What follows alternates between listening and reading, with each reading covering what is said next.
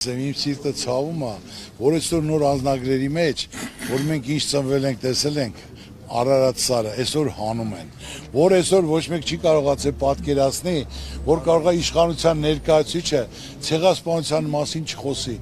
Ախ սիրտը շատ է ցավում, բոլոր թեմաները անգիր գիտեմ, կարամ ասեմ։ Ցեղասպանությունը 40-ից ավել մեծ պետություններ ճանաչել են, որ դա ցեղասպանություն է։ Հիմա մենք ո՞նց կարանք հրաժարվենք, ժողովուրդ։ Այլ հակառակը պետք է Թուրքիան ընդունի ցեղասպանությունը, նոր նստենք կլոր ցեղանի շուրջ խոսանք, 40-ից ավել հզոր պետություններ ճանաչել են ցեղասպանությունը։ Այսօր մենք բազորներ արել ինչ է մնացել, որ ոնց որ ասենք թե հիմա Գերմանիան Իսրայելի ցեղասպանությունը ընդունել, Թուրքիանը թող մեր ընդունի։ Էլի նստենք խոսանք պայմաններ, բայց մենք չենք կարող անցյալը մոռանանք ու թողենք որ Թուրքիան ոնց որոշում է։ Չի կարող այդպես լինի։ Մենք պետք է